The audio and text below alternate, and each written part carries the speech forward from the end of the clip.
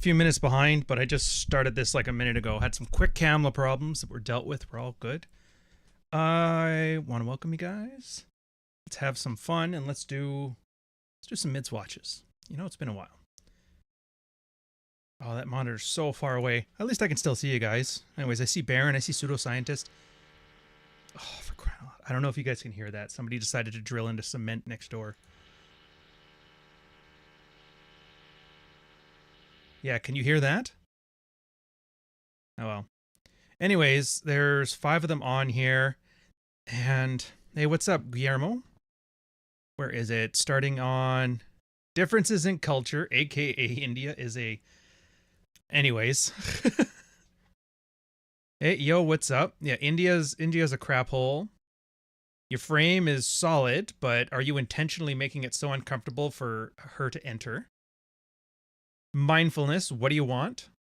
You're still missing the point, and then apologies. So it should be fun. We'll see if we can get through those. What I'm trying to do now is get all of the recordings out of the way. And then the rest of the year, I can just record them into MidsWatches and have all the footage that I need for the year. So I don't have to do any more of these goddamn live streams. So the India one. I'm going to have to change some of the wording on this because we're pretty brash. And I don't think just like taking a giant crap on India is going to be the best way to go about this one. But it really is important, actually. Like, I have a feeling this will be a deceptively good MidsWatch because halfway through, an Asian guy, which pretty familiar, pretty famous guy from the forums. I'm not going to spoil the surprise, though. Kind of goes off on why all this like Asian masculinity stuff is just nonsense.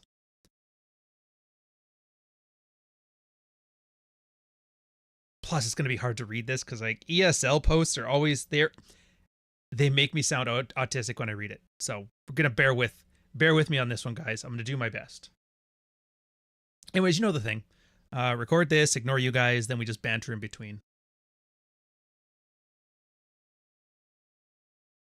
This is probably the most important red pill thing that any Southeast Asian brothers of mine need to hear. Welcome, it's the MidsWatch, guys. We're on the final stretch, the last 30 of these things. This one, it's pretty straightforward. It's a guy who was trying to understand how to do fitness tests, and ultimately we kind of got into the entire, at what level does race factor in to all this stuff? So it starts off, just life choice reflector. Since I'm only posting when I'm in trouble, I realize it might seem to be a complete failure to others. Here's my latest successful deflection I thought I'd share with you guys. My wife is in India. We communicate through WhatsApp. I've been reducing the time I talk to her during work, and after months of reinforcing, she doesn't call me during work anymore. She messages me on WhatsApp, but I don't reply during work, and even if I'm free, always while I wait a while until I'm on break until I respond to her. I can see the messages, contents on my watch, so I know it's just chit-chat and not something important. If you don't know what we're talking about here, it's actually one of the earlier parts of Dread. The one thing you're supposed to do is start treating your time as valuable and don't just give it away for free. And so for healthy boundaries, a lot of guys, some very simple ones is just stop calling me 7 times a day when I'm at work. So that's what he's doing here. Anyways, he gets messages from other people, and although he doesn't chat long during the work hours, he does respond to them minimally as well because he doesn't want to keep talking. They just want to have somebody to talk about or somebody to talk to, and once they're done, they go away. So WhatsApp, though, it tells you when you were last active, and she starts asking why I was online, but I don't respond to her. I can see that she can see when I'm online, and it bugs me, and it bugs her that I ignore her on purpose. So I just laughed it off without going into any weight of it. Anyways, he kind of rambles a bit more here. This is actually a harder one to get through, guys, so like thanks for listening. It's just English is a second language, and a lot of the things just don't make sense, and you have to read it like 3 times. Anyways, so they're having back and forth over this, and he kind of ends with, honey, how will your rough guy, he's like, I didn't say that, it's like rough equivalent, and not want to talk to you? You know, I'm always thinking about you, right? And he's essentially, hey, baby, don't worry about it. I'm thinking about you. He's trying to be cocky funny.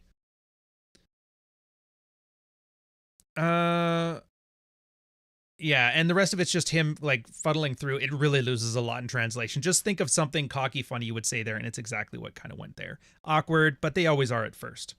So the next thing I hear from her is, do you just do this for me or for everybody? And he mocked her question in a little girl's voice and saying, "Of course it's just for you, stupid girl."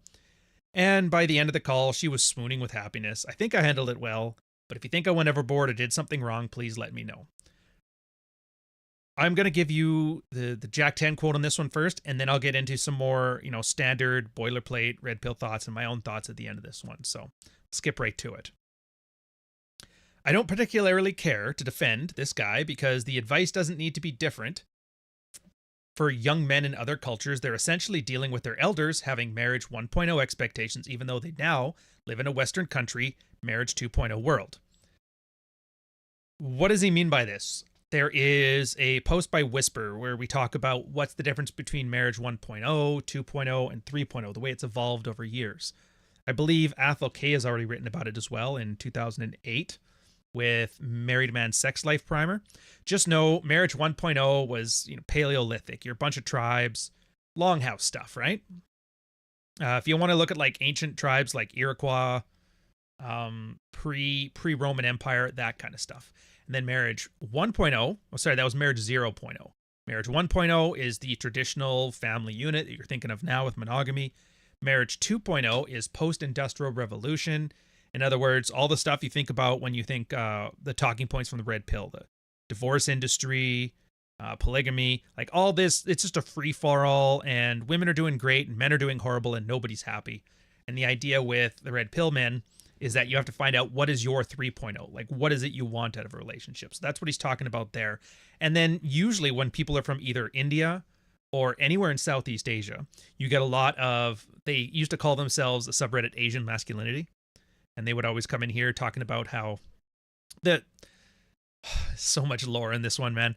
So much lore. So the standard line that the Asian masculinity, Southeast Asian types have is that their women come to the West and then they sleep with a whole bunch of white guys, like 30, 40, 50, 100, however many it takes to make you feel insecure about it, and then settle down to please their parents by being with this guy who, because of his race, doesn't get any sexual success with the women here. I'm sure you guys know the memes, the hot blondes, the bobs and vagine, you get the deal.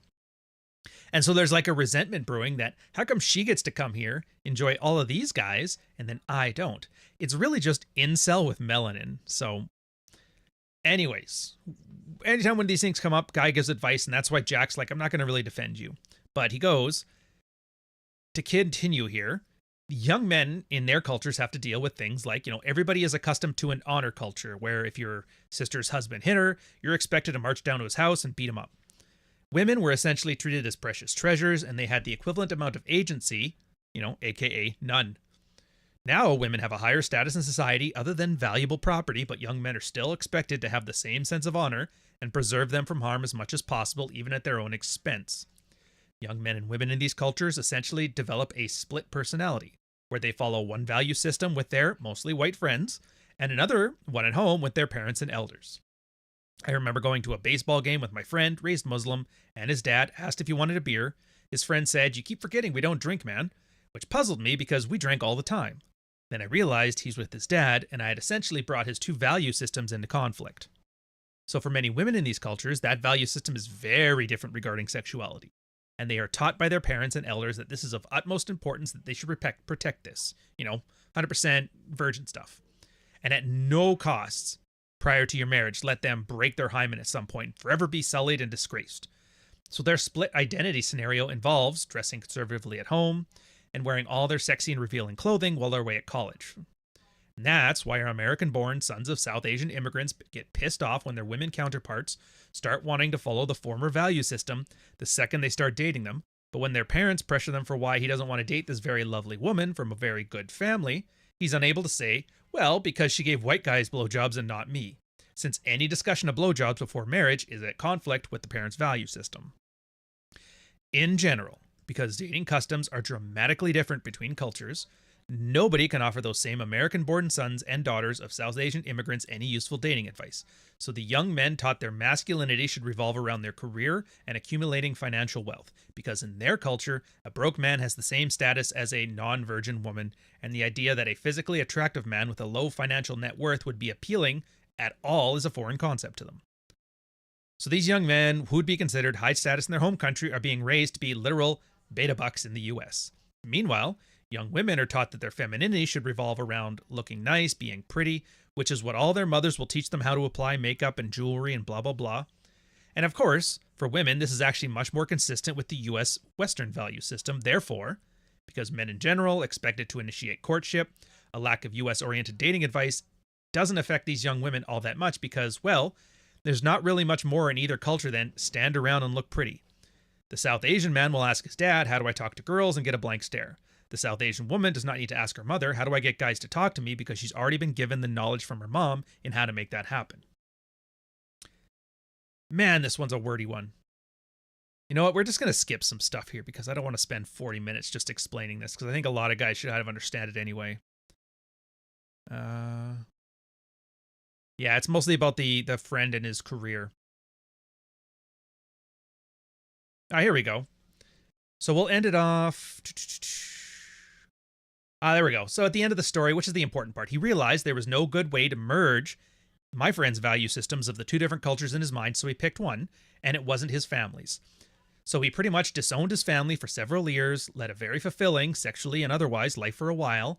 He eventually did get married to a nice woman that was very much not Indian. His parents begrudgingly came to the wedding, and then him and his wife and his two beautiful kids, and that's when the parents conveniently forgot all their previous beef about what had happened 15 years ago. Oh, that part of the story, I guess, is important. So they wanted him to marry a nice Indian woman. It was a saving the best situation. She had done all kinds of sexual things beforehand with all the white friends, and then she got with him and she didn't like that anymore, and he just said no, and he walked away. So he kind of he realizes, like, I guess I am kind of justifying the complaints that a lot of the Asian masculinity guys go. So he goes, you know what? We can't do much about this, but continue to yell at them. You know, stop taking your wife's crap, even though you were asked to think women were unique and beautiful snowflakes that you need to protect from distress at all times, even though they're causing you distress. Which is like, and that's why I don't comment on this guy's post, because clearly there's enough guys here already chiming in on that.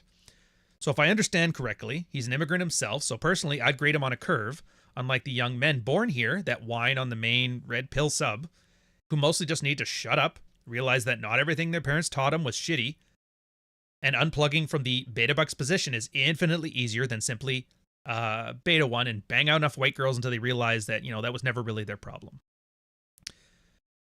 It's an interesting thing. So here's the thing. It's mostly like white guys with him, and there's like a whole back and forth on this, and it's really not important until you get way down. And it turns out one of our flared, really, really good guys, probably one of the best frames out there. I'm not going to say who it is. You'll probably know once you talk about it.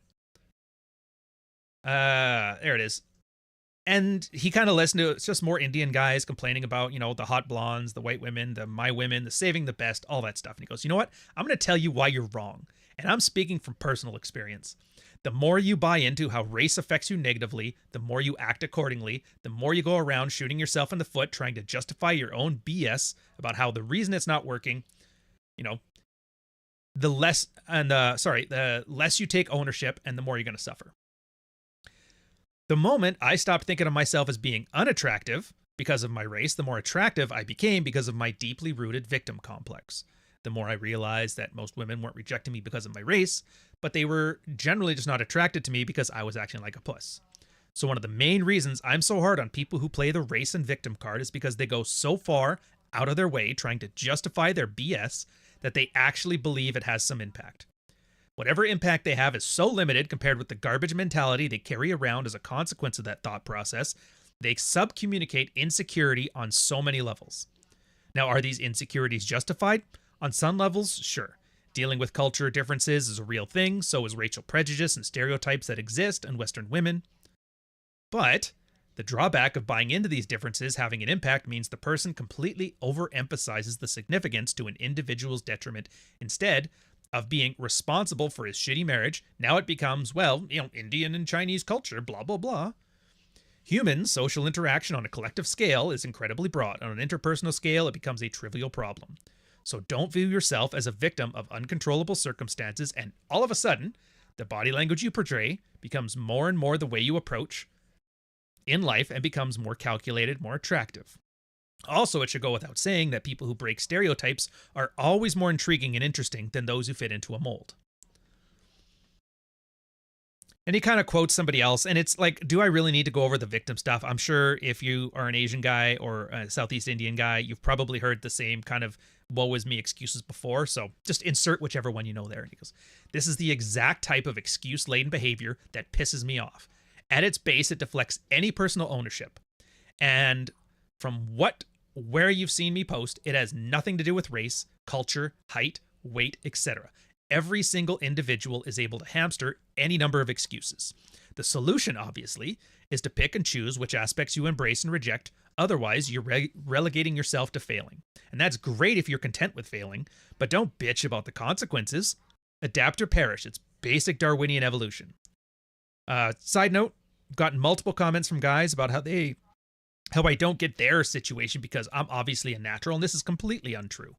It took me until my mid-20s to believe that Asian people can be attractive, which in turn caused me to see how many times I failed to take action up to that because of my shitty mentality. So I know the detriment of having a shitty mentality and using it as a crutch to prop up an ego.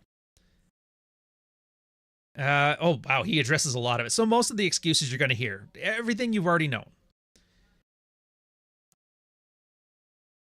Okay, so he's talking about, and a lot of guys are like, oh, it doesn't work this way. We're not the same as white guys. He's like, dude, everything that they're doing can be taught. Just like all the other random men here can be taught. It's up to these guys to decide if they have the fortitude of character to learn and want to put in time and effort. And then more complaining about women are taught to be chaste and men and women are different. He's like, again, wrong. Asian women are picked up. Women in general are picked up. Be a woman, go to environments, get talked to, agree and disagree when somebody makes advances. Asian women are fat shamed pretty heavily, so compared to American ham beasts, they're in pretty good shape. And then the last one here, blah, blah, blah. Again, he's like, though, to summarize, it's a personal choice to break away from the expectations of others in society. It's a hard choice, I get it, but it's on that person to take responsibility for themselves and their happiness. And that's all that's being taught here. That's all that's been documented as a great narrative. Oh, wow. I'm going to see if this one actually works. But and it's an old Return to King's article about the red pill destroyed my family, and I'm curious where it's going to go. But the truth is, lots of South Asian men are pussies who refuse to step out of line. Perhaps this is because of culture. Ultimately, it doesn't matter why. They are unwilling and will suffer the consequences while bitching about things completely out of their control. F them. So my thoughts on this one, like, I get it. I'm melanin enhanced. I don't know if you guys know this. My grandparents on my mom's side were all expats from America. They arrived here on the railroad. I'll leave it at that. I think you can do the math there. So, and in my town, there wasn't very many colored guys. There was one black family. There was me.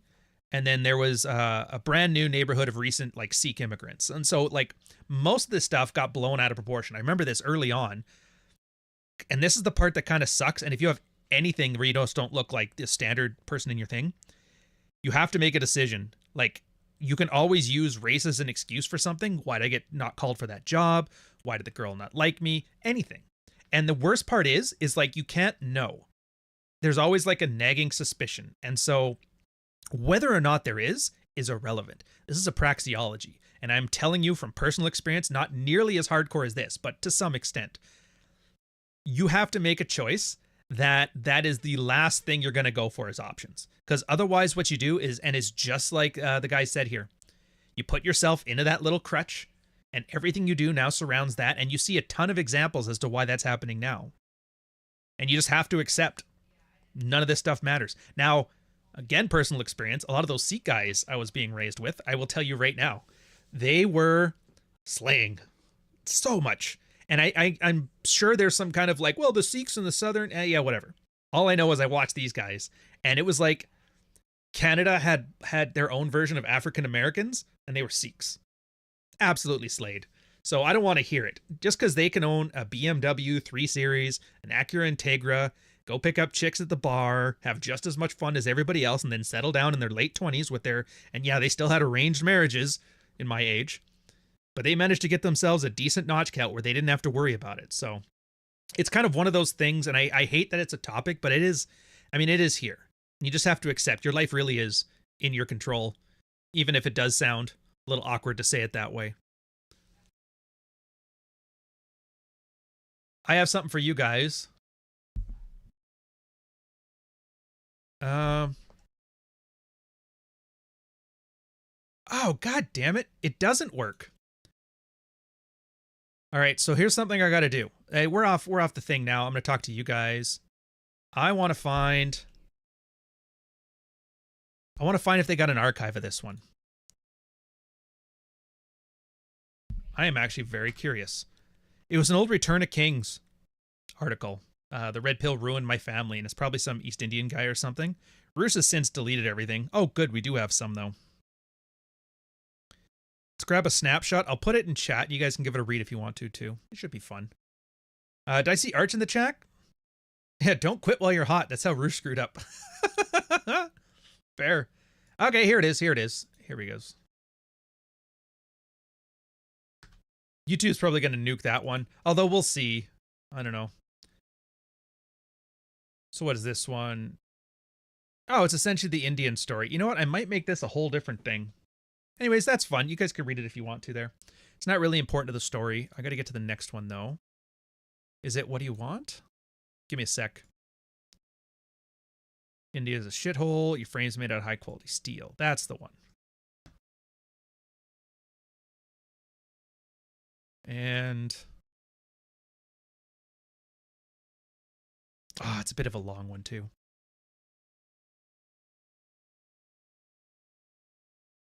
So this next one, it's funny. It's just about a guy, like, he takes frame, but he goes too far with it. And just because the wife is more adversarial when you're first establishing your boundaries, he just assumed anytime she was happy, it was a loss of frame on his part. You'll probably recognize a lot of similar themes to the old Alpha as Wolf one. So, yeah. I know there's Indian guys in the chat, too. So you let me know how close it is. Let me see. Blah, blah, blah. Blah, blah, blah. You don't need to be a victim. You can be a menace instead. Yeah, fair. Does it just me, or does the Return of King seem like the loony version of Red Pill? It was just... remember, Red Pill, like, the big things were Royce, Royce, and Rollo. And they all had their different takes. Rollo was more academic, 10,000-foot view. Royce was more, like, having fun, be an absolute cat about it, treat women like garbage because they deserve it kind of thing. And then Roosh had more of his... I guess it was anger face stuff. It was probably my least favorite out of the three, but it's there. Plus, I mean, Troy Francis, Donovan Sharp, a lot of those guys got their start being writers for Return of Kings. He did really have, like, a good business with these guys. It is really too bad that once he found God, he decided to nuke his entire industry and all those people that he was really helping along, so. Anyways, so edging the main event. Actually, this isn't so bad. You know what? I'm just gonna... oh, I gotta rename. Because if I don't rename them, I lose track. Right.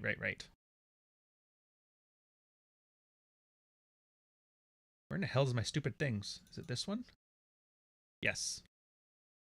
So we are on number 35. Yeah.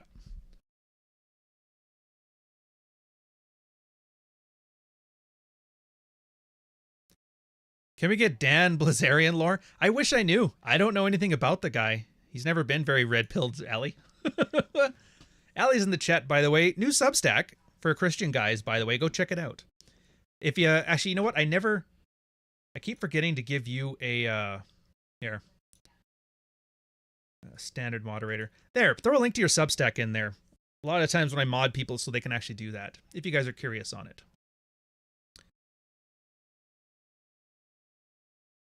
So the thing about Frame is once you're used to treating your wife as adversarial, you're going to have to switch. Otherwise, you're going to treat anytime she's happy as in a loss of Frame, and that's not what it's about. Welcome, MidsWatch, Ryan, Stuttering, you know it. This one is an interesting field report. It's about a guy who's finally understanding Frame and what it is, but he's not quite using it properly. He's still caught inside of a covert contract, and these second-level covert contracts, very common. If you don't know what the term is, a covert contract is where you have hidden expectations and thinking that if the other person just does what their end of the bargain is, you can have a problem-free life. It ends up blowing in your face or blowing up in your face. It's not very good. And the other concept here it's good to keep in mind is I talk a lot about the main event, or once you've been through a process of dread, learning to not be taken for granted within a marriage, before, divorce and all that stuff, is a lot of guys will expect this mother of all comfort test where the power dynamic between the wife and husband switch. She becomes submissive. He decides, is it time to keep her in my life or not? And I always give a disclaimer that if you think a main event is coming, it's not coming. They have to, by their nature, come up as almost a surprise. It's when you truly stop caring. And so this is one of those good examples of that, but I mean, that's like a side point. Anyways, standard thing. I'll get into this one. I'll get into Jack's points, and then I'll bring you some very boilerplate Ryan type red pill material afterwards. So this man, again, Mr. Deleted, the most popular poster, edging the main event. He's been feeling the buildup for weeks now. She's let it slip here and there that she feels things have been off. I've seen anger flare up. She gets emotional and joke that she'd be okay leaving me. Some things bug her more than others, and like the fact that I no longer wear my wedding ring and show no interest in getting a new one. Funny story, I actually lost it in a storm within a month of swallowing the pill, which makes for a timely coincidence. But also, I don't want it to mark me as taken anymore. Sort of a symbolic event for me. So last week, she attempts to force the issue by asking what my ring size is, implying she's going to buy me a new one so I can wear it like a good boy. In a hilarious, though slightly dick move on my part, I looked up the middle finger on Google Images, took the first image I saw and sent her with the text, "I can't tell, what do you think?" Now, I knew I'd be in hot water for it and actually thought about it for a second, but came to the conclusion that I'm joking and to stop reassessing every decision I make based on others interpreting. Well, that opened a can of worms. Got an email soon after. The email's like, "I feel so sad about us. I can't just help feel you don't love me anymore." A whole bunch of sad stuff. You never really say it. Like, you know the deal here. Mostly very, very playing the victim type things here. And I'll skip most of them to save you guys some trouble. So the guy's back and says, I reply simply by saying, "It sounds like you have a lot on your mind and we should talk about it in person." No conversation was had. Cut to a few days later, a few rejections followed by a light withdrawal, not leaving the house yet, but I just go do my own thing. Then 3 sex sessions quickly described as 1, she's in it like a champ, but it's not working for me. 2, great session. 3, multiple angles, but the kid interrupts and she's not feeling it, so I finish up, and after 3, I yell, "Well, good enough for me." Then I winked. She started to get pissy, saying at least one of us got off, so I'm like, "Hey, ultimately, your pleasure's your problem." Whereby, I was then hit on the chest and pushed off. So I left, went downstairs, and instead of sulking because she wasn't feeling it, I suppose I could have offered to finish her, but she was being kind of pissy, so, F it. About an hour later, I come up as she uncharacteristically is in our room watching her iPad. "What's up, babe?" She gives the cold shoulder, and he goes, okay, whatever. Does some other things. Bedtime rolls around. She gets passive-aggressive. And then she starts off with, "I don't know why you're being such a jerk to me." He's like, "What do you mean?" She's like, "Look, I'm really offended by what you said. You didn't even get me off." And he's like, "Look, here's the deal. I try every time because it gets me off to get you off. But we've tried like 6 positions. You weren't into it, saying and doing what you wanted. So I just finished. Then got all pissy. So I try to get you off, but ultimately, if you're not feeling it, then go do something about it." She's like, "You can go away now." He goes, "Sure." And 2 minutes later, he says she's sniffling. "Would you like to try talking again?" She's like, "Yeah, more of the same." Anyways, so it doesn't really work out. She ends up crying, going to bed. He gives a small little pity back rub, and then they both go to sleep. She starts complaining that he's still distant and all this stuff. I'll skip the he said, she said stuff because it's all more of the same. So anyway, I told her I'd be lying if I said I wasn't trying to improve myself in my life. Being a bum in 8-year-old clothes just doesn't cut it for me anymore. She brought up the ring again, but I deflected without commitment. I told her to give me a kiss, and we went to bed. And if it comes down to it, I'll have to admit, yeah, I'm really not going to wear the ring anymore. I can't give a reason because I'm not telling her that I don't want to feel caged, that wearing it certainly impedes me practicing game on the other women who won't give a married man when I got a wife that won't give a married man the time of day. It's just a thing I don't want anymore. Other than that, I think I've very nearly skirted what could have been a blown out main event. Had I ignored her or fought like a beta, her anger would certainly have boiled into a bigger fight in the future. Instead, I stood ground and didn't give an inch at all. No sorry was given. Being a stoic. If you've made it this far, I guarantee you have some very strong opinions about this, and that's fine. So I'm gonna bait you with my thoughts at the end here, and the more practical red pilled response. We're gonna go straight into Jack Ten of Hearts stuff. And Jack's like, "You dude, this is why you're screwing up comfort tests, man. In the beginning, her anger or distress were good signs. You know, for example, you try to go out and play sports, she nags you, you shut the fuck up, you leave the house. Clearly, her being upset is a shit test, so of course she's not going to act happy when you don't fail them. Or of course she's going to act happily when you fail them. But I'd say you've taken this to an extreme and essentially acting like a child with oppositional defiant disorder. It's like you've incentivized her being happy with I'm a loser beta bitch. So responding in any way that's positive seems like you're doing something wrong, and so you should never do that. And he's like, here's from your last Own Your Shit post, which is their weekly like accountability thread. You know, I've yet to reach the stage where I'm doing special things for you because you deserve it. He actually told that to his wife. And he goes, what does she have to do to reach that stage? In my long-winded breakdown of dread, I'm talking about the hamster maze, and this seems like a very clear case of a hamster getting lost in the maze. Side note, when he's talking about the hamster maze, it's a reference to, the hamster is like a reference for anxiety in women. When the emotions run high, they kind of spin on a wheel, they don't get anywhere. The idea of a maze is that they want somewhere to release all these emotions, feel better about themselves, and ultimately it creates sexual desire and relationship comfort, both those alpha and beta things. As a guy, your idea for leadership is you create that anxiety just from being a very, high-value male. And then that release is just showing, okay, if you want to make me happy, this is the stuff you do. And then it's the push and pull dynamic. It's very interesting. I could do a whole post on it, but for now, it's just you get that brief primer. That's all you get. You don't deserve any more. So when he's asking here, it's like, so what is it going to take to have her deserve good behavior from you? Do you even know? I'm not seeing much comfort, man.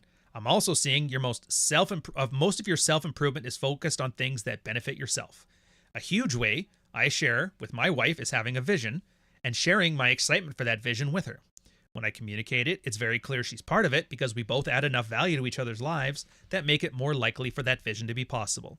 But your vision at this point seems to be limited with stop being my wife's bitch. And if you had a better vision, I have no idea why you didn't share it with her instead of just saying, oh, and his quote on this one was like, yeah, great kids, nice house. I plan on making the best home that I can. And he goes, there's countless things you could have said here to communicate your vision. Express some level of empathy to handle a comfort test and would not have come anywhere near being the old beta you. Even worse, you've somehow internalized that wearing a wedding ring is 100% synonymous with the very old shitty version of you. And he's like, dude, I hate to break it to you, but this isn't a movie where some inanimate object has some deep but burdensome significance in your life and you stand preponderously by a body of water on a windy, overcast day, then chuck it into the water to show you're moving past those attachments. You know, and you feel 1,000 pounds lighter. It's like, it's mostly a piece of metal that your wife is desperate for you to wear because at least then she'd have some comfort in knowing you actually like her, since you're not giving her a lot of indications that it's the case. And then he brings up, like, that's the point where you didn't want to wear the ring because then less likely that women want to have sex with you. I'd say this is mostly retarded because this is canonically not true. A wedding ring is probably the smallest barrier of entry for a woman sleeping with you, but it has zero to do with a woman being attracted to you. Among other things, a wedding ring indicates pre-selection, and it also allows you to practice game without overtly practicing game. The biggest reason why men have anxiety when it comes to approaching and flirting is that something like this will happen. And a wedding ring will give you 100% plausible deniability about a rejection. You're just talking. Okay, so I'm going to skip his personal anecdotes here because they're not important. And so I'd say this kind of sums up your marriage post-red pill, seemingly becoming more adversarial than it probably needs to be. And this is where I go with the usual oak analogies and understand that men here need to become the rock first because that's the most direct way of establishing boundaries so they can start assuming a frame for themselves. As the rock, your wife stops shoving you around and eventually she gets tired and walks away and tries to catch your breath, and that's when you can finally start constructing your frame. Having constructed your frame, though, you'll probably want your family to accept that frame, and it's hard to do when your frame is a double reinforced, steel caged, surrounded by titanium bars. That frame will guarantee that you never fail a shit test, but if you don't keep iterating on your frame, you can't ask us why your wife seems resistant to accepting it. And that's why your wife says stuff. I mean, it's great that you look good and everything, but I feel like it's for somebody else. Translation: your frame is made out of high quality steel, but are you intentionally making it so uncomfortable for a girl to enter intentionally? So look, the reason I wrote this is because As much as I think you're really close at finally turning the corner in this stuff, let me sum it up this way.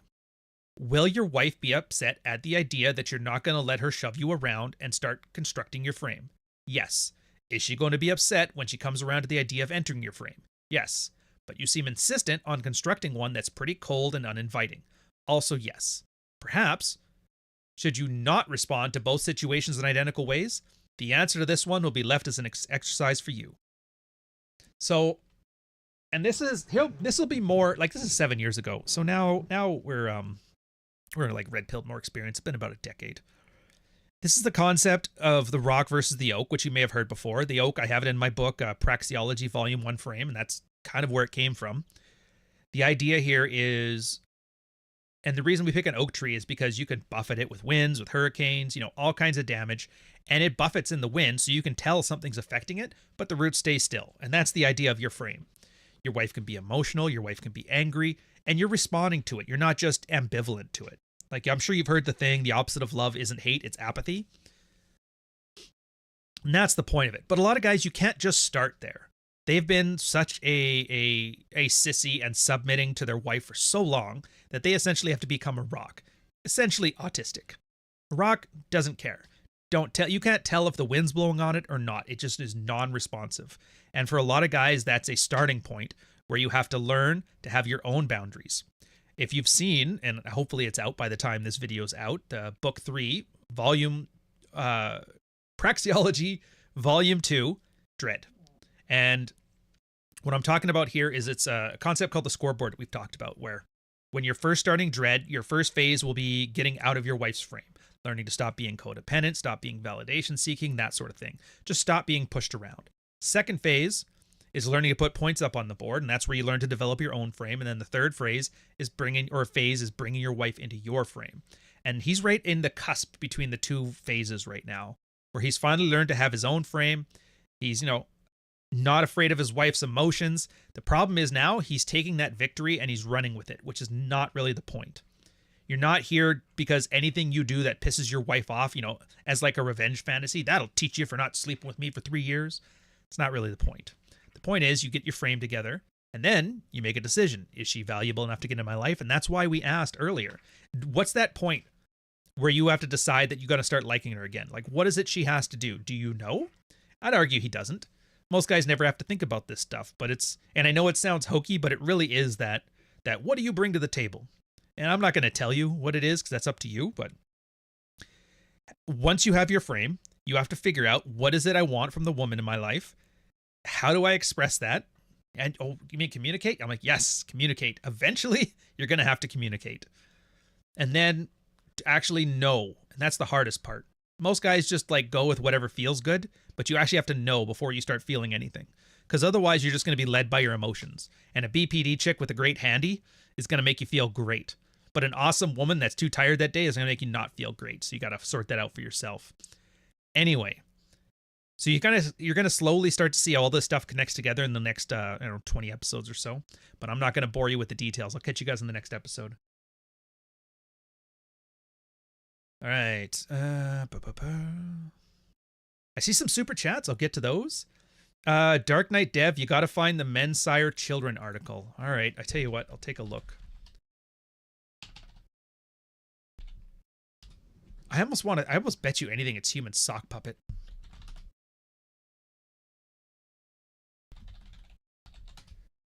Yeah, we pick some great names, don't we?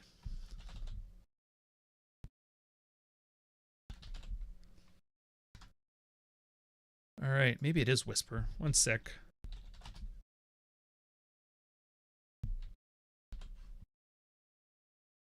Was it Families and Children?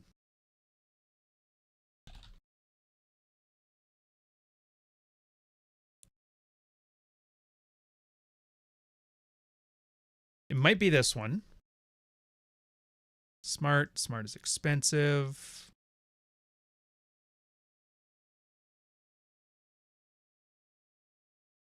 Oh, yeah, it is this one. I had the title wrong. So here, Dev, I got you, brother.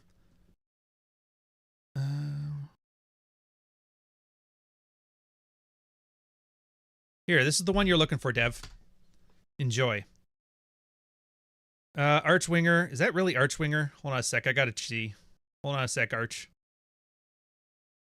Oh, you don't have an account? Maybe. What's the deal with him? Well, I mean, he was just a business guy. Well-to-do family, tall, attractive, and he does his thing. I don't wish I could tell you more. New Horizons, $1.49 super chat with the mustache. Thank you very much. Let me see here. Grammar Gamer, €5 super chat. Thank you very much, sir.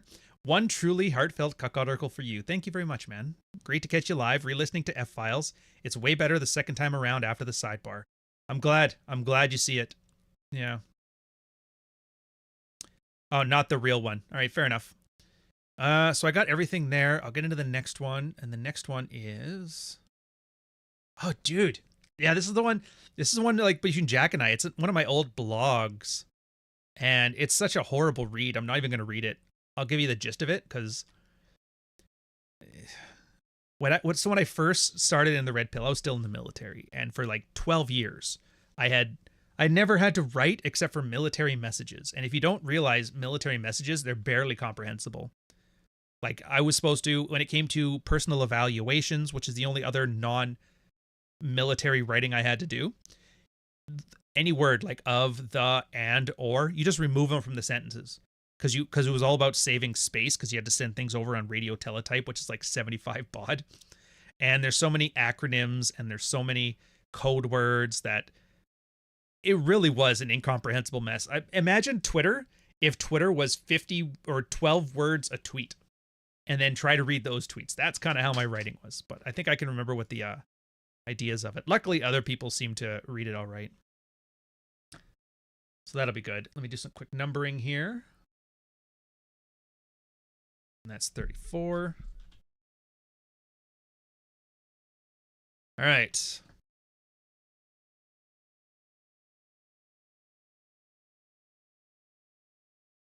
funny how my least favorite field report on here is one from an old blog post I actually did. MidsWatch guys, welcome. This one's not so much about breaking down a guy's field report. It's more of us talking amongst each other. It's a more meta discussion. And you're going to start to notice there's a few of them come to the end of the MidsWatch series, which this is one of the last 30, if I'm not mistaken. Yeah. But on this case, the starting point was a post I had done, which was kind of a collection of things I had seen from other guys and myself over all these years, was that the concept of mental models, or the idea of a narrative structure you have in your head that you anchor your decisions to. You've probably heard me talk about mental models a lot, and that's exactly what it is. We think in stories. So Christianity, for example, tons of mental models. The Good Samaritan. In fact, just like, remember What Would Jesus Do? WWJD. That's a mental model. So when you walk into a situation, you don't know how you're supposed to act. You follow the narrative, and then from the narrative, what decisions would you make from it? And it's a, like, evolutionary wise, there's a whole lot of ways to go about it. Just that it's there. Adjust and add it to your life if you find it's useful, and if not, don't worry about it. The post, though, the original one, was just about a lot of guys would screw up because they don't know what they want. They would just do the red pill roadmap because, that's what everybody else was doing. I'll just do what they're doing and I'll get what they want. I bring up examples like a guy I've talked on here a lot. His name's Ultimate Cad. And he opened up his marriage on his side. His wife, like, he basically, like, she's dead to me.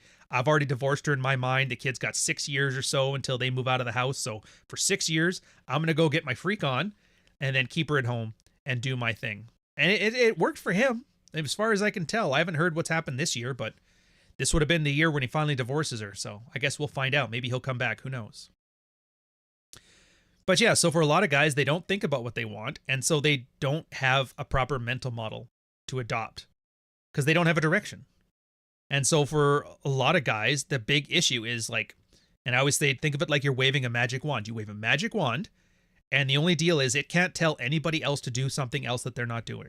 What is it you want out of this situation? And if a guy can answer that, he's much better able to use proper, what I call OODA loops, or observe, orient, decide, act. You cycle through these fairly often, and you're able to get closer towards your goal. And all of this dread stuff and all of this married bread pill stuff eventually gets to there. So Jack kind of read it, and he goes, man, this is great. Yeah, I actually use this mental technique often, which is pretty much whenever I'm agitated. It all comes down to, what do you want?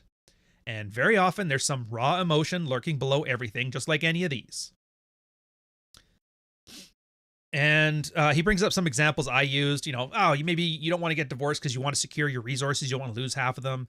Maybe you want the validation that comes with somebody who desires you just for sex. For us other people, maybe it stops at the validation of knowing you're seen as a top shelf man. Just the idea that girls are wooing over you, that's good enough. Maybe you just care about getting your dick wet. And the divorce and hookers are the best route. There's no right or wrong answer to any of these things. It's just what you choose. And he goes, yeah, we hate to admit things like this, which is why our mental models will sometimes place a layer over layer of supposedly reasonable thinking on top of it. But it really all is food for our own hamsters. Strategos Autocrator, who's one of the oldest guys in here as far as I could tell, I think he was like number 2 on the list of joining this place, had some very great paragraphs about mindfulness in his last post about Frame, and I feel this is very closely related. Until you're mindful of your base motivations behind your emotions, it's very hard to take meaningful action. So for what it's worth, I think, Ryan, this will be one of my favorite posts on the Married Red Pill, if only because it's written and organized. Substantial, yet compact and smooth, much like the protein shakes we all like to drink.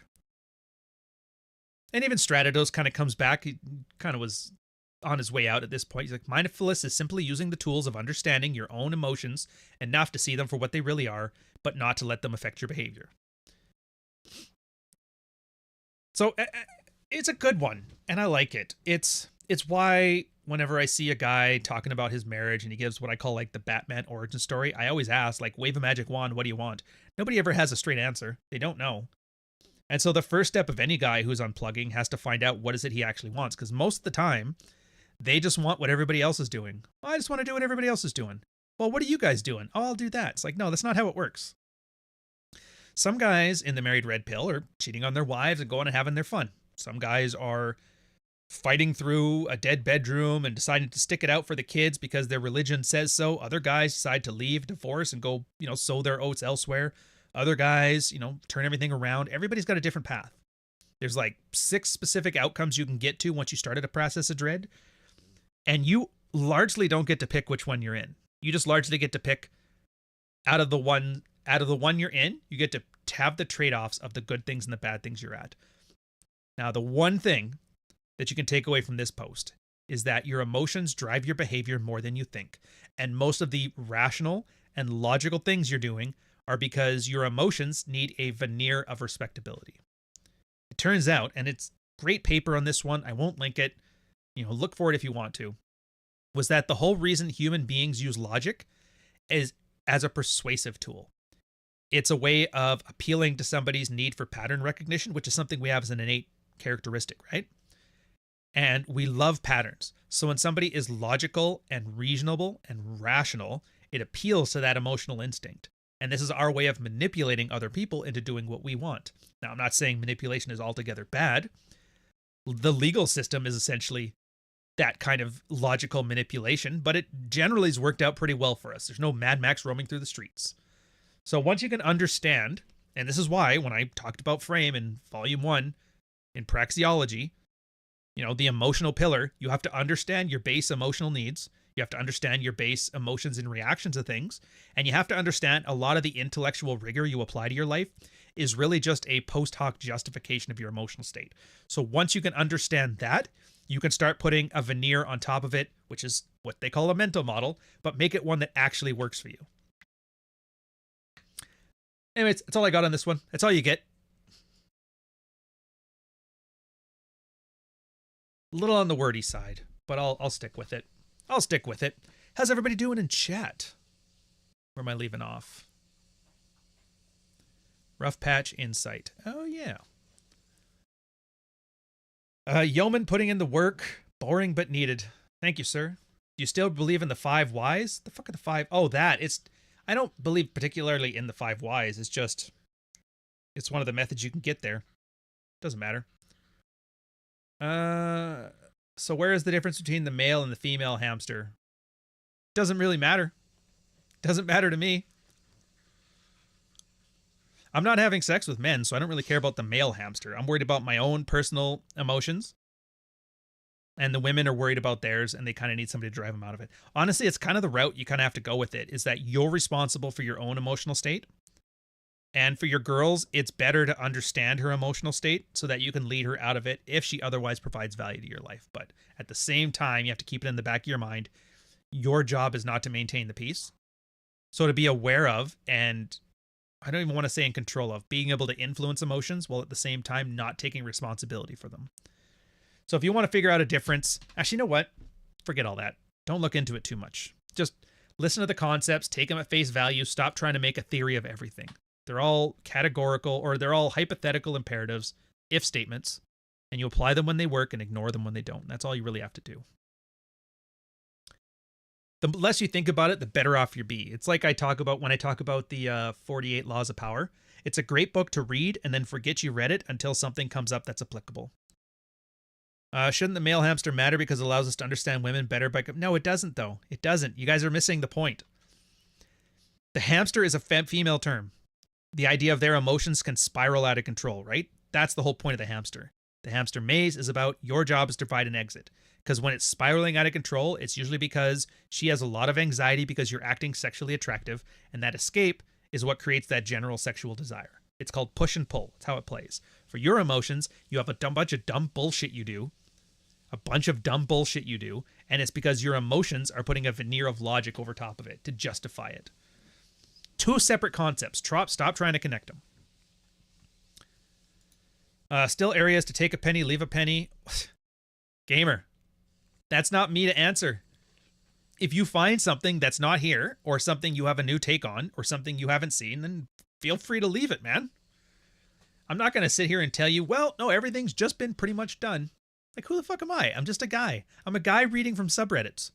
Yeah, I wrote a book. It makes me somewhat authoritative, but there's nothing stopping you from being way more authoritative than me. All you have to do is just be right more than you're wrong, you know? Anyways, enough goofing around. Let's get to number 4.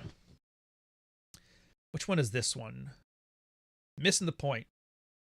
Oh, yeah. I love these ones. So many guys, they think they got it. They're doing everything by the book. Then they're missing the whole damn point. MidsWatch, Ryan, you guys, welcome. We're on the short end of it, the end of the thing. I don't have a catchphrase for this, whatever. I'll just get into it. Guys having a rough patch needs some insight. Long story short, married for 3 years, been together for 5. No kids, not yet. Sex before marriage was minimum 3 times a week, sometimes twice a day. I worked the graveyard shift. She would sometimes wake me up during my sleep to sleep with me, and I'd even pick her up from work when we got home, and she'd pull down my pants and say that I've been thinking about your Johnson the whole time and just go down on me there.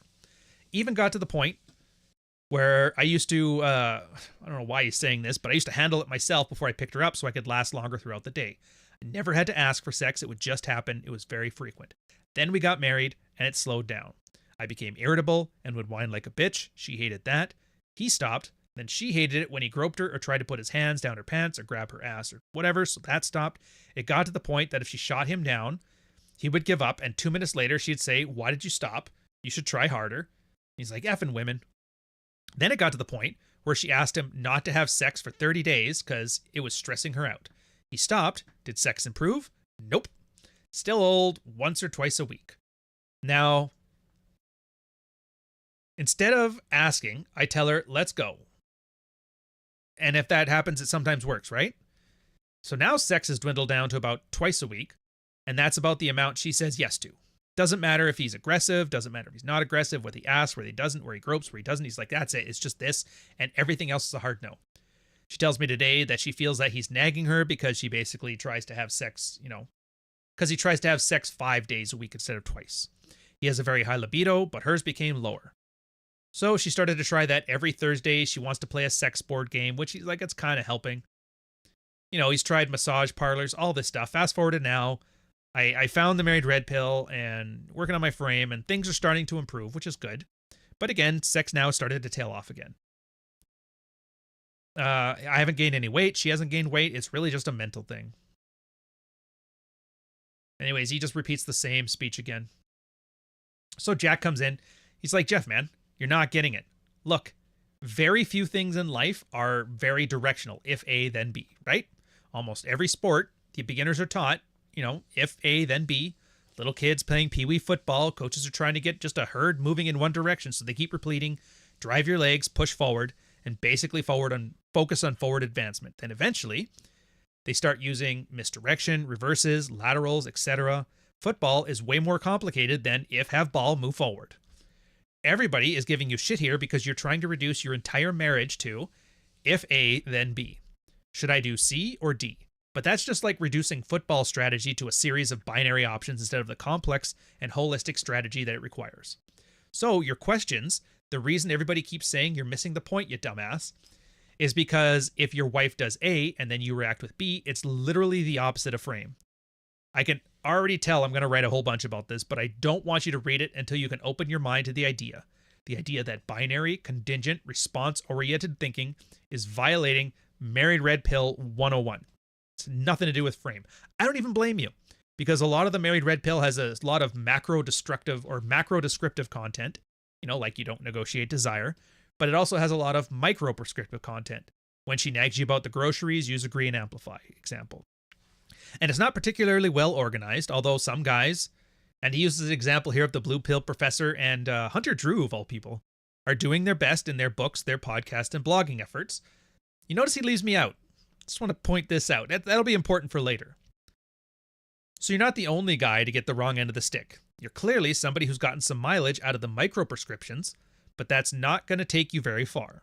What you need to do is open your mind to some of the ideas that are a lot broader and foundationally important, but require more thinking and mental processing than if A, then B.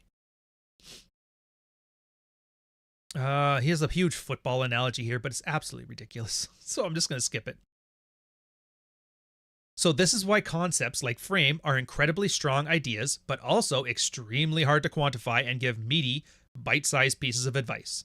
So you're basically coming to us and saying, I tried lining up with 2 defensive linemen, but my wife got annoyed, so when I did that, I ripped off a 30-yard run. What should I do next? You realize there's no easy answer to that, right? Because first, why didn't that work? Or, what should you do next aren't even the right question. The right question is, why am I struggling to establish my narrative? And it could be for several reasons. It could be because your parents, you have no talent and you're an ass clown, low sexual value, whatever. It could be because you always do the same thing and the sheer boring consistency of it makes you unpredictable or makes you predictable. It could be because you thought the narrative is actually somewhat successful, but you're too focused on achieving a scorecard. You're not able to see the broader progression. So which is it? I don't know. Why don't you tell me? So what the hell is he talking about here? Well, the point of narratives, and I've talked before about the narrative structure, narrative-based decision-making, mental models. This is kind of where frame comes in. It's a concept called setting the narrative. So for example, a lot of the stuff you do as a micro level in the Married Red Pill, workout, establish boundaries, agree and amplify, fogging, amused mastery, negative inquiry, negative assertion, DEVI. There's all these acronyms. If you want to understand what they are and you have no idea, I've got a playlist on the bottom here called the sidebar. And it's all of the Red Pill canonical books that you're going to learn about this stuff. Dr. Robert Glover, Dr. Manuel Smith, Dr. David Buss. It's basically educated things. The gist of it, though, is once you're attractive, just not being unattractive, which is very, just keep doing good things and stop doing bad things, works. But then you end up having to pull your wife into your frame. This is, again, another concept called the scoreboard I talk about. Get out of your wife's frame, build yourself a frame, pull your wife into your frame.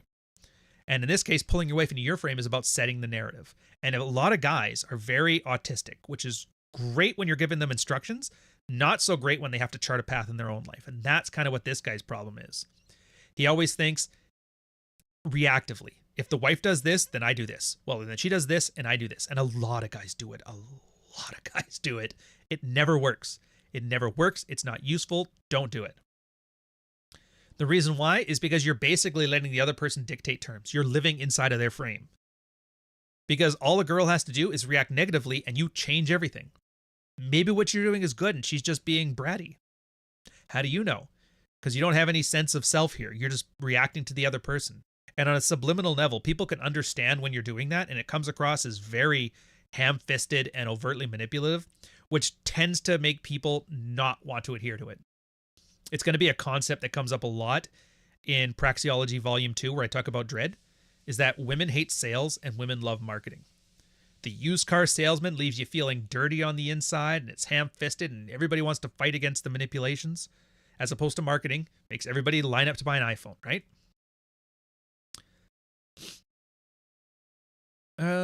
I guess, you know what?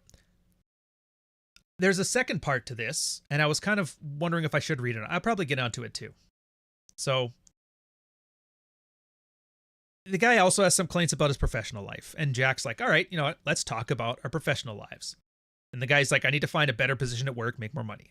A lot of guys here are struggling with a sort of underwhelming career and realize it's time to stop acting like an underachieving man-child and get their professional life in order.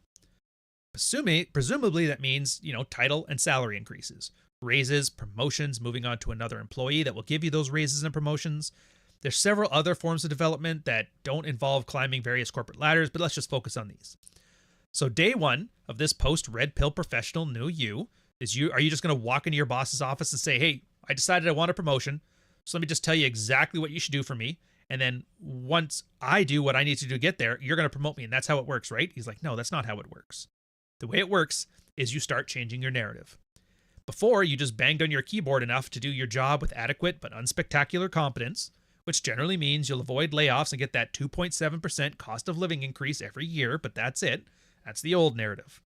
And I'm sure everything you did reflected that narrative. Your punctuality, your wardrobe, your work output, your behavior in meetings. The narrative is, I'm an unexceptional cog in the machine. So you realize, if you want to get promoted, a lot of that needs to change. Your narrative, your frame, needs to become something like, I am a professionally polished, high-performance employee that can add dramatically more value to the company in roles with greater responsibility and financial compensation. You dress a little sharper. You show up to every meeting 5 minutes early. Your emails now have explicitly correct grammar and punctuation. Your work output is timely, detailed, thorough, and comprehensive. You may only have to do this for a month before your boss starts remarking, keep up the good work, Jeff. You're saving our butts out there. And this can be a signal that your narrative is on the right track. But it can also be a signal that other people around you are accepting your frame, but maybe not. I don't think I need to tell you that quite often, you'll kick ass at your job and still not get promoted. Just like quite often, an NFL defensive coordinator tries to do some creative scheme and gets blown out. So once again, if this happens, you notice there's an internal positive response, but not in the material outcome you were building towards in your narrative. You need to think about why this is happening. And your boss will communicate overtly with you to some degree, more than your wife will, but even then, you'll have to ponder his response and how it fits into your narrative. This is an example a lot of guys think you can work as hard as you want at your job, they'll never promote you. But again, that's part of the narrative. That means you're probably going to have to move out. Go get another job with somebody else. Sometimes there could be, reasons outside of it. Maybe you're focusing hard on the wrong points, but that's the point here. And it's all too possible that you're kicking ass and your boss is a sociopath who invents professional transgressions because he knows if he promotes you, then you'll no longer carry his water and he may actually have to work again. But this probably shouldn't be the very first theory you consider, especially since it's only been a few months. If it requires a lot of damn hubris to do that, and it's probably worth examining your own failings and setting your narrative first. Because if you conclude that your boss is a sociopath who will never accept your narrative because it diminishes him, then what happens? Well, you may have to respond to his narrative instead of following your own. You'll start getting pretty grumpy. He's never going to promote you anyway, so why bother trying so hard? You stop giving a shit about dressing well, working hard, and carrying yourself. Do you notice how it sounds like a regression? Exactly. And that only makes it easier for him to enforce his narrative that you're an unrecognizable cog in the machine. Then you abruptly quit out of frustration, knowing you could probably get a better job elsewhere, but even that narrative is compromised now because you're no longer going on interviews with other jobs just to see what's out there and keeping your options open, which is a very strong narrative for you to hold against an interviewing employer. Now your narrative is, I need a new job. Come on, please hire me. And you can posture and pretend otherwise to some degree, but for the most part, your future prospective employers will be able to tell, or even if they can't tell, it still hurts you. For example, you'll get the job, but you may not want to discuss the compensation. But what are you going to do if they say, sorry, that offer's not the offer, there's just no room for the budget? Are you going to say no? Now, if you truly were exploring options, you would just say, no, thank you. Or I need at least a 20% increase to justify moving. And maybe they magically find some money in the budget to pay you, but if you just rage quit in frustration, you can't do that, right? Your narrative is, I need a job, hire me, and that's too weak a narrative to make any incremental salary demands. So back to the main point of this. So this is why the idea of my wife isn't fucking me, should I use more dread on her, is a retarded question. Not because it's emotionally abusive or it means that your anger phase or whatever. It's retarded question because that's not how this works. It's just like asking, I'm having trouble lifting as much weight as I want. Should I use more gravity? Gravity isn't something you use. It's just there, just like dread, in its most natural, passive, and purest form. It's just there as a simple byproduct of your words and your actions, and the impact of your words and actions will be perceived by those around you in a rough correlation to the strength of your narrative, which is why, for example, I preemptively nuke any whiny and annoying behavior from people in my life, mostly just by giving them an arched brow and saying, look, must be for somebody else because I can't imagine you think I want to listen to this. I don't literally say this. I usually say something much more, normal, but that's exactly what the narrative carries across. And that's the whole point of amused mastery. I've mastered the situation. I am not putting up with this nonsense. Because you want people to accept your narrative, not submit to it. The short-term effect is the same, but the long-term effect is similar to the aforementioned sociopathic boss. And there's some old stuff in here that's not really important, so we'll skip that. Jack talk about why he likes the married red pill. I mean, at this point, you should kind of figure out why we all like it here. Anyway, so Jeff, we got to wrap up. I suspect that you've been reading this, and there's some gears in your mind churning a bit, but then 30 seconds from now, you're going to click on reply and start typing, okay, so you're saying my narrative should be. Don't do this. If you want direct prescriptive advice, anything here, sex life, work life, whatever, then my specific advice is that you log off of Reddit, think about what you and me and literally everybody else is telling you. And if you're still struggling a week for now, and by this, I don't mean how frequently your wife fucks you, but just how can you live a life according to your narrative in such a way that the outcomes are more satisfying for you, then come in here. But if you're somehow able to articulate the problems on why you're struggling and identify your own deficiencies, then you may be able to get additional insight here, but at very least, you'll probably be able to figure that out for yourself. Yeah, more of that. I guess so final thoughts on this one. It's really, like, narrative really is an important thing, and this is why I talk about the final pillar of frame being vision, is that you really have to know what the direction is in your life, because otherwise the only thing you can do is react to the things around you. And being reactive is just supplicating your frame to some other people. And once you start getting to a point where you're no longer supplicating to other people's frames, you have to make sure that you're not treating them as the enemy and becoming resentful of it, because then they're just affecting your frame again, just in a negative way. The boss example is actually pretty good for this, where the boss starts out being really happy that you're doing all this work, but then he's resentful that you're going to outshine him. So therefore you get resentful and stop doing the work, so you teach him a lesson. It's like, no, there are ways around this one. I guess long story short on that one, vision. So you understand what it is you want from life. Your wife can choose to accept that, and she can choose not to. You don't want her to submit. You don't want to beat her down and teach that bitch a lesson or hold her accountable. Because generally speaking, you're going to have a better go of your relationship if she agrees with the terms that you set, as opposed to ones that she's forced to accept. If you don't believe me, give it 3 months, you'll find out the difference. Oh, that one got wordy at the end. A little wordy. I see Hobo with a $5 super chat. Thank you very much, sir. Keep up the good work. Is the Patreon good for single guys? I mean, it's... Oh, sorry, I see code 49 too. I'll get to you too. It's generally for married guys trying to get through their relationships, to conduct dread, that sort of thing. But there's nothing against being single. I'll tell you right now, though, I'll save you some money at the get-go. Get through the sidebar first. If you can get through No More Mr. Nice Guy, When I Say No, I Feel Guilty, Practical Female Psychology for the Practical Man, and The Rational Male, if you can get through those 4 things, and then you still have problems, then come in. Because then we'll be at a much better position to show you support, because all that's going to happen otherwise is I'm going to tell you exactly to do that. You're going to spend a month and a half doing it, which, pays me either way. I don't mind. But at the same time, you can just save yourself some pain and trouble. Code 49, $5 1 super chat. Smart man. No heartfelt article. Thank you very much, sir. Just showing support. So much useful info. Truly underrated. Can't wait for your next book. Dude, I can't wait either. I am sick and tired of that piece of shit. Hate it.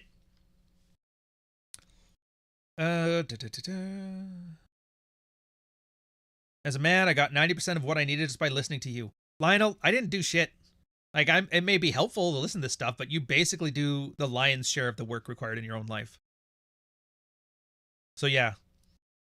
Ryan loves to hate it, but just a little.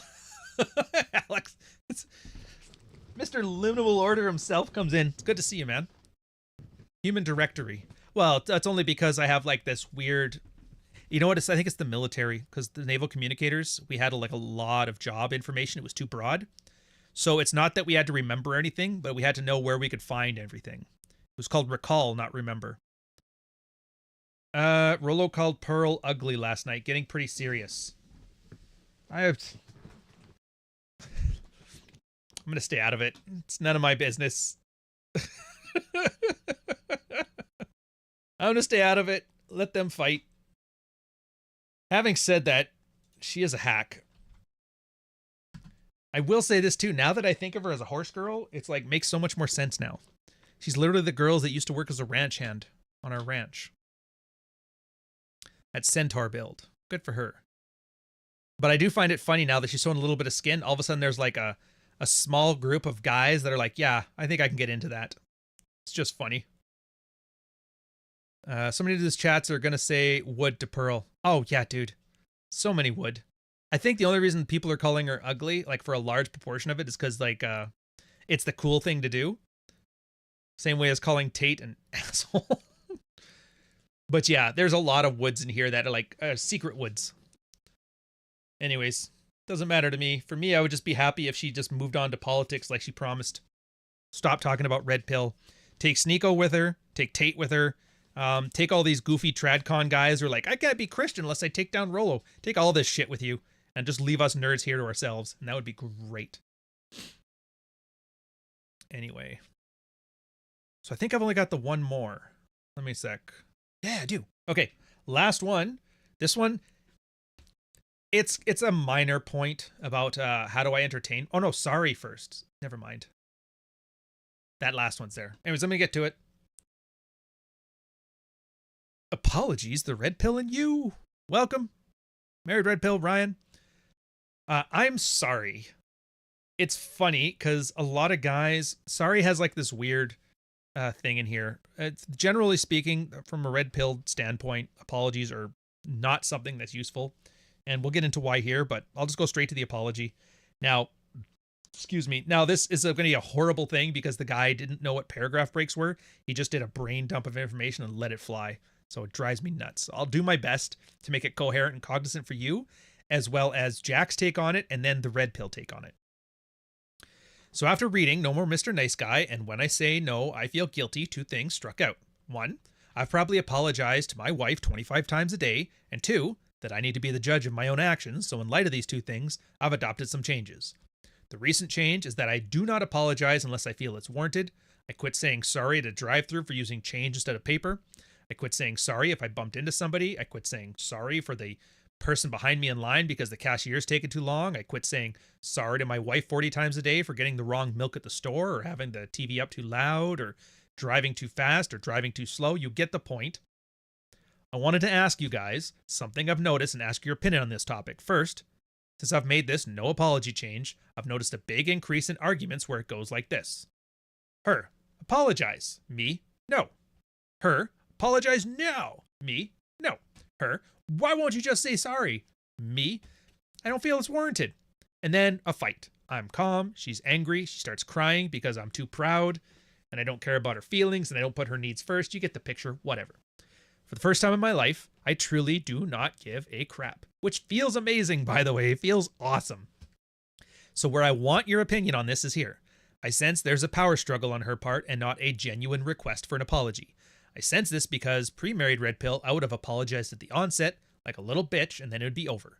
AKA, she has the power. I'm standing up for myself now and she's basically saying, come on little bitch, apologize like you always do, but now it's not happening. She's freaking out. I don't know. What do you guys think? Am I onto something here? I like this new version of me. And it has really shown me how much of a bitch I've been my whole life, and now that I'm sick of it, I'm done. Good for him. Anyways, I'll go back to Jack. I did or did not do X and realize now that I've hurt you emotionally, financially, materially, etc. I recognize my actions had a negative impact on you. I regret my decisions and would have made different decisions if I could do them over again. That's it. That's the only version of a sincere apology. And if you do feel this way, you probably just don't say sorry. You probably apologized with a lot more words, and your recipient sighed and said, "Okay, I'll get over it. Thank you for the apology. At least you understood why I'm so upset about this." Or they said, "That's not enough. You can't go back in time. What's done and done. It's going to be a long time before I can forgive you, if ever." And if you get any other response to your apology, it's probably because it was a bullshit apology. An apology is a recognition of your actions hurting others, regret that you took those actions, and a request for forgiveness.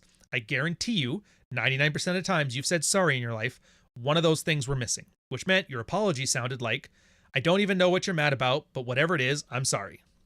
I don't know what you're mad about, although I don't think you should be, but your frustration seems disproportionate enough, so I guess I'm sorry." Or, "Even though I've done this several times already, which means I clearly don't think your issue has any validity, and I don't plan on modifying my behavior, I'm sorry."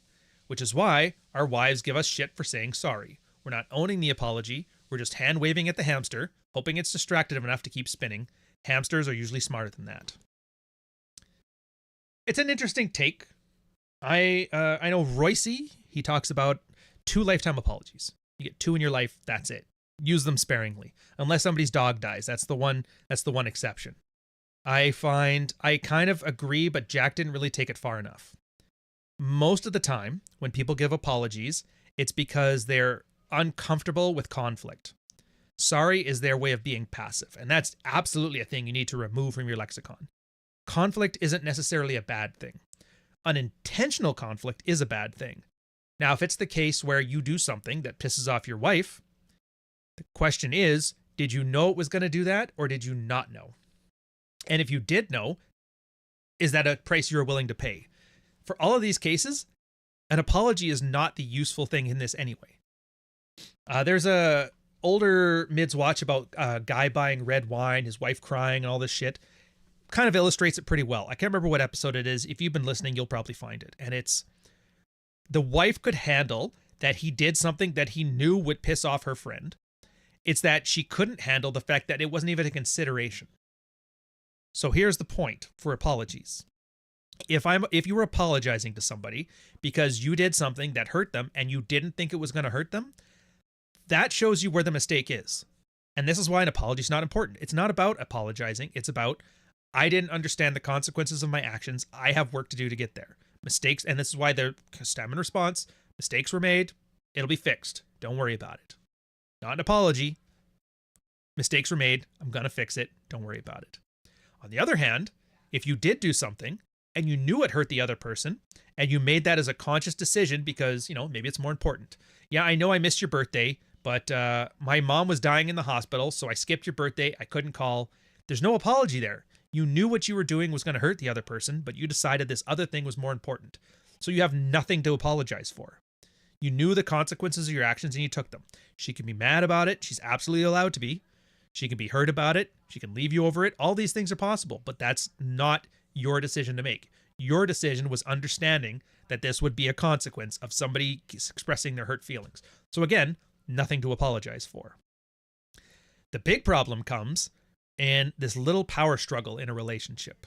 And a lot of times when girls want apologies, they don't want an apology. They want to flex. You'll see a lot of examples of this. A great example is like in the media.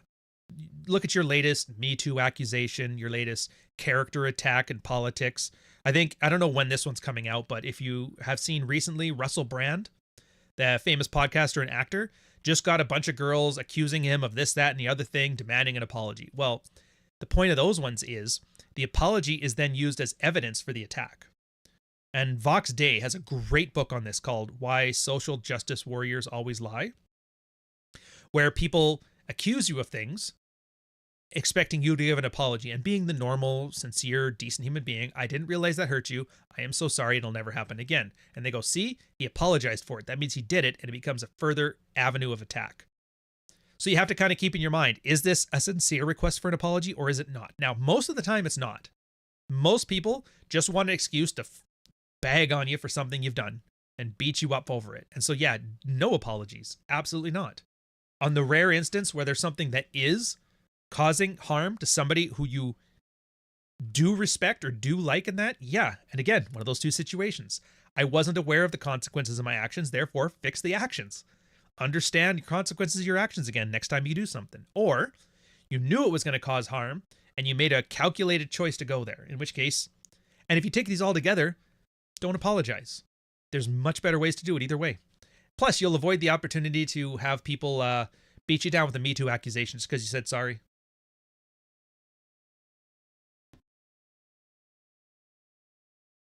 I say sorry to cops if they go easy on me for breaking rules. I don't think you'd have to. My bad. Sorry. Yeah. You got to remember, sorry is like a supplicative statement, so you got to be careful with that. A Canadian is telling me not to say sorry. Well, to be fair, Canadians say sorry the same way Americans say what? If that was how somebody explained it to me. I don't know if it's true. I don't know if Americans say what that much. Yeah, what? So, yeah, we'll see. For us, it's almost like a filler word. Now it's the last one about entertainment. So these are a bunch of shorter ones, which I kind of like. Insurance companies say never to apologize in an accident. Oh, yeah, because apology, that's the other thing. Apologies admit fault. So you got to be careful with that shit. Canadians pronounce it sorry. Oh, isn't that... Oh. So I was at this Mulsa Canadian house party in the Rockies, and I remember there was this American chick there, and fuck, she was annoying. All the Canadians were done with her shit. And she kept laughing. She thought it was hilarious, the difference in the way Americans say sorry and Canadians say sorry. I don't know which one I say, sorry or sorry. But apparently that's the difference. And then roof and rough. The Canadians, I think, call it roof, and Americans call it rough. I have no idea. Apologies cannot usually be evidence of guilt in a civil case because the law wants individuals to apologize and avoid litigation. Oh, fair enough. I guess it's just in the court of public opinion, not so much the court of court opinion. Fresh and Fish got it right for once. If she catches me cheating, I never tell her sorry. Well, it's not that they got it right. It's that they keep listening to our shit and then they like repeat what sounds good. It's kind of like owning a parrot or a macaw, where if you say the same thing often enough, your beard will eventually say it back to you. So I would like to say that Myron and Walter are kind of like a blue and gold and a crimson macaw. Or no, yeah, I don't want to sound racist, but maybe I'll make them African grays because they're a louder, more shrill parrot and they have more like articulation to them. So I'd say, yeah, they're two African grays. It's a bird joke, not a racist joke. Rednecks say rough. Well, that would explain how much she was able to drink. Anyways, the last one is more of an unserious one. It's about, like, I can't enjoy movies anymore. You're right. Myron does look a lot like a bird. If you look it up, too, like an African gray is really just a gray bird. One sec. Let me look it up myself, see if it's the right picture. Yeah, it's about right. We used to have one called Mishka, which sucked because we bought them from these other people, these Russians. So we had a bird that was speaking Russian at home, which was annoying because none of us spoke Russian. And then eventually he learned, like, Ryan, get up for school, because my mom would yell that to me every day. I was late like 300 days out of the year. So, yeah. Interesting, huh? Yeah, oh yeah, all birds live forever. Dude, I didn't know this, but like birds, macaws have the same lifespan as people. Imagine that. If you buy a bird as a kid, you might be giving that to your grandkids. Ryan, chill, black on black crime. That bird on bird crime. It's a dinosaur thing, sir. You wouldn't understand. All right, last one. Let's get it out of the way and stop goofing around. So many of you guys bitching. Oh no, I took the red pill and now I can't watch my sitcom. Boo-hoo. MidsWatch. Ryan, a nice, easy, more digestible one than you're used to. Typical. This is actually something that comes up fairly common. A lot of guys take the red pill, they start reading Rollo Tomasi, Robert Glover, all these things. They start fixing their relationships, having better sex lives, and then they're like, I can't watch movies anymore because everything is just beta male. And you're like, relax. Here's a nice authoritative answer for you. So this guy, Stonewall, sorry guys, I don't know if this belongs in the Married Red Pill. I thought I'd post it here first. I've continued to read throughout the sidebar and all the posts in the Married Red Pill and Ask Married Red Pill. I realize I have a small problem. I can only read so much at a time and assimilate it. typically means that a chapter or two from the sidebar in a sitting. So on the nights when everybody else has gone to bed, I'll stay up and read, maybe watch a little TV, but after a few chapters and a little introspection, I'm ready for something light. I really enjoy reading for relaxation, but thanks to the red pill, I'm seeing that a lot of stuff I used to enjoy is rife with blue-pilled crap, plot and characters, and let's not discuss how horrible TV and movies have become. So here's my problem. Very little entertainment today has good masculine characters as a sort of red-pilled role model. So here's my question. What are you guys reading or watching aside from the sidebar for enjoyment? Are there any fictional book recommendations you have? Anything with a red pill theme? Any shows or movies? I'm not looking for anything heavy, just something fun. The last things I remember reading that were more red pill were the Sackett series by Louis L'Amour. Thanks for any suggestions. Oh boy. So there's two things. Jack has his, and I'll talk about mine after. Jack's was easy. Find ways to spend idle time that are essentially producing something and not just consuming something. Now, producing something will generally require some sort of focused brain activity, so if your goal is to relax before bed, it may be tough right after you run a bunch of 2x4s through a table saw to find some sleep. But my point is, you may be limiting yourself if you ask, what kind of entertainment media do you suggest I consume to relax? Why do you always consume entertainment media to relax? You seem like the person who really likes to deconstruct the media content you consume. You use the words assimilate. So you're not the kind of person that just skims through one of the prereq books and gets a general idea. You probably pause, think about it, maybe even make notes while you're studying. All good things. But it may be a good idea to train yourself to detach a bit. You know? You don't need to mentally finger fuck everything you see like an autist. Among other things, there are mental cycles you could be spending analyzing other things like, for example, your actual interactions and experiences. For example, I finally got around to seeing Mad Max Fury Road, incredible movie. Regardless of the feminist themes or whatever everybody got mad at last summer in the red pill, it had the tightest, most concise narrative drive of a movie I'd seen in a long time. Compare that movie to the first Matrix, actually, which while is a solid movie, essentially didn't get past exposition until about 45 minutes in, and needed the whole Morpheus monologues about how shit went down to tie everything together. Mad Max essentially had zero dialogue committed to exposition, and yet everything that happened had more than enough context with respect to the narrative to make sense. The camera work on the action scenes incredibly tight. It was pretty much the opposite of the herky-jerky bullshit thing you see on any Michael Bay movie. Did it have messages about female empowerment and demonstrated men as disposable bodies, blah blah blah? Yeah, maybe. And I'm going to spend a lot of time mentally hand-wringing about the macro society implications of the movie's popularity? No. In general, I think fictional media is actually going in the right direction. The most blue pill bullshit you ever saw on TV were things like Mad About You, Everybody Loves Raymond, King of Queens, all of which were off the air by the 2000s. Or recall the whole metrosexual trend. I can get into what I really think are effed up macro society problems for young men, such as zero tolerance bullying, which is nice in theory but impossible to enforce. My point is that the stuff that's fucking up young men in the US is way more than just Grey's Anatomy episodes. So if you think you're somehow endorsing the blue pill agenda by watching Curb Your Enthusiasm, again, stop finger fucking everything into red pill good, blue pill bad, and just enjoy entertainment for what it is. So on this, he's got a point.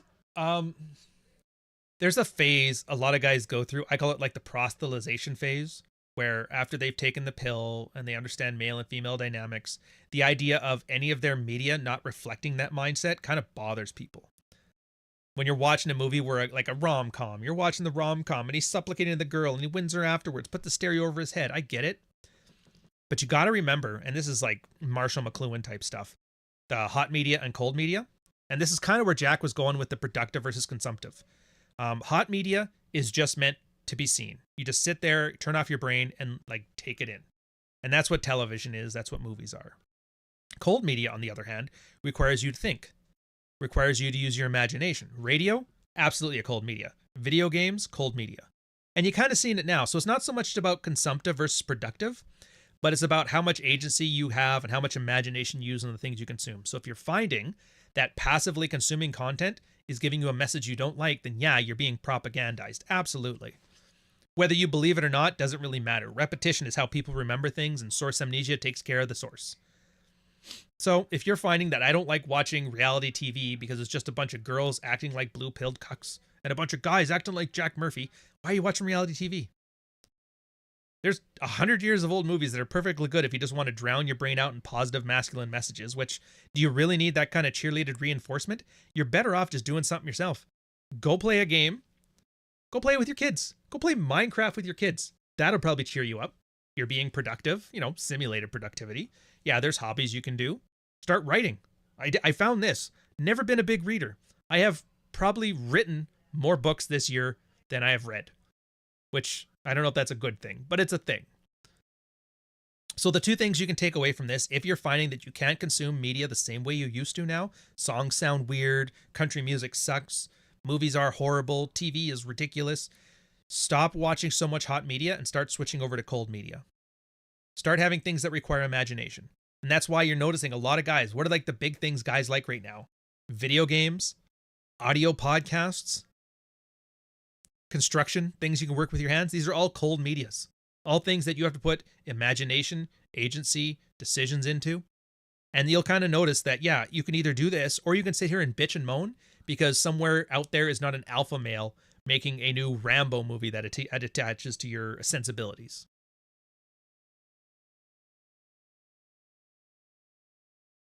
All right, I'm done. Coach is TLDR at this point. Yeah, watch my shit, god damn it. If you're not watching Red Morning and Rule Zero and watching Clary mute me on the microphone while he runs his mouth, then what the fuck are you doing with your life? Oh, thank you, Marty. I'm gonna pin that one. Anyways, so that's it for this one. I don't think I'm gonna do another one. Let me just quickly check. Entertainment options. If it's a short one, maybe. You know what? Nah. Nope. Good job. It's weird. I watched you for so long. In the trenches. Oh, dude, this is me, but video games. Most video games are just corporate cash grabs. Well, the AAA stuff, absolutely. Like, I'm kind of doing a pivot on my gaming channel where I've noticed that. Where most of the AAA stuff, it's software as a service. It's not a game. And it's designed to be addictive. It's not designed to be fun. It's funny because I just watched a podcast. A guy gave a 45-minute lecture on why the game industry does software as a service. It was actually pretty enlightening. As budgets went up for games and the expectation got higher, it turns out you're taking a $500 million 7-year risk on something. And if you just release it as a final product, well, then you could just, and all it takes is 2 bad games in a row to sink any AAA company out there. So what they have to do is they hedge against risk. And that's why they release more games in an unfinished state. Because, yeah, this game, like, you'll see it. What's some good example? Oh, pretty much any game that comes out is completely trash when it first comes out. But what they found is release the sub-finished games, half done, and then whichever ones get good sales, go and fix those ones. And the ones that don't, cut your losses. So that way it kind of cuts their losses early, which is an interesting way of doing it. The problem is now it's like you're getting a bunch of shitty games. So for me, I'm trying to stick to the old making a product model of things. I found those to be more fun and more polished and more engaging. But then you have to go with smaller budgets because that's their other alternative is to just lower the budgets for games, like commit less financial resources per game, as opposed to hedging the games that come out. So it's neat. Often nerds get very offended when you don't tell them you don't play, watch Netflix in your spare time. Yeah, nerds get offended over everything. I've had people get offended on me saying that I like Mexican food. It's like, at some point, you're just going to have to realize that grown adults are just emotional ass children, and the only thing you can do is make fun of them. Hence, my newest Twitter Avi. Yeah. Unity's now going down in flames. Well, good point, actually. The Unity issue going on now, their change of pricing model, it's their method of reducing risk and changing the revenue model of their company. The problem is, it screws over so many other people that they can't really do it. Ryan likes the hard-shelled tacos. Hey, Marty.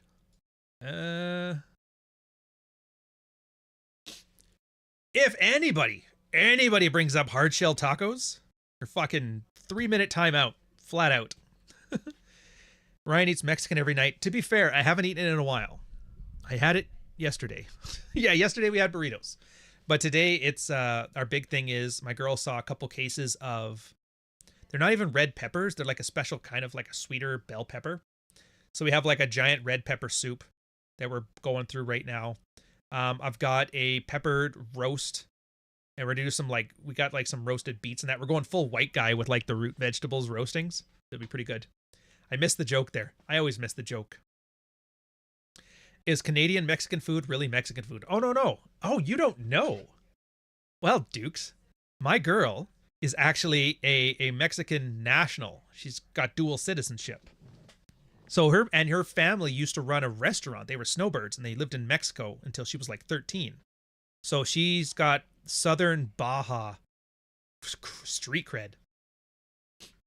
Burritos ain't Mexican. Well, we could do tacos, but we just like closing them together. It's just we could just as easily use corn tortillas and make them into like the small tortillas, like the 6 inches ones. But I mean, our first date, this is something I think I wrote about it in Fuck Files. Our first date, I was bitching to her for some reason. I don't ever do this on a date. I bitched about how women don't know how to cook, and she took his personal point of pride on that.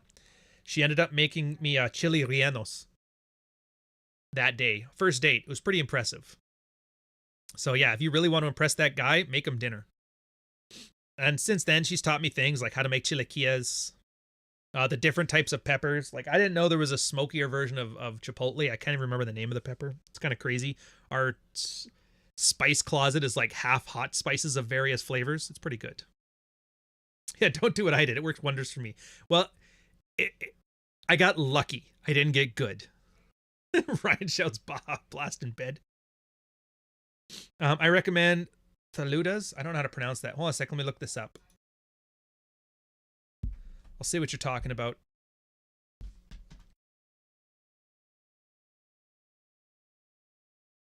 Tlayuda? Oh, this is like Oaxaca. Look at you guys with your mainland shit. All right, fried or toasted tortilla, cover with refried beans, pork lard, lettuce or cabbage, avocado, ricotta cheese, and salsa. Oh, I've had these. Yeah. I know these. Interesting, though. Yeah, the Baja, it's a lot of, like, fish stuff. So, taco pescada. Then when you get to the mainland, it's more beefy type stuff. But yeah, my favorites. I mean, chilaquiles is one of my favorite breakfasts. I also like, what are they called? Oh, I guess I already said chili rellenos. That's like our anniversary meal. If you guys don't know, that's a poblano pepper. It's like a big bell pepper sized pepper. And you skin it and barbecue it, and then you stuff it with like cheese and rice and vegetables and that. Interesting. Trying to think if there's any other like hardcore Mexican stuff that I really like. I'd have to remember. Usually it's when she's like, "Hey, do you want this tonight?" I'm like, "Yes." Plus, there's the restaurant here in downtown Toronto called Milagros, which is pretty good for authentic stuff too. Oh yeah, enchiladas are fine. To be fair, she makes more enchiladas for the dogs than anybody. Empanadas? Or is that what you're saying? Oh, enfrijoladas. I don't know those. I only know empanadas. And those are all right, but they take a bit of work. Tamales, again, good, but they take a lot of prep work, so we don't have them often. Taco de pastor. Yeah. A lot of Mexican food. Is that why your face is so red? No, it's red because I'm blushing, because you guys are... 90 of you are watching this fucking live stream. Anyways, we're just going to sit here talking about Mexican food. Ceviche, yeah, she doesn't make it, but I don't mind it. I was most impressed when she made breakfast. Oh, look at you go. Yeah. The girls that can cook are so rare. It's like finding a girl take off her sweater and there's double D's sitting underneath there. You're like, Jesus, where did this come from? Anyways, we're just going to sit here talking about food. And it's supposed to be a MidsWatch, so I'm going to let you guys go. Enjoy the rest of your day. Catch you on the next one.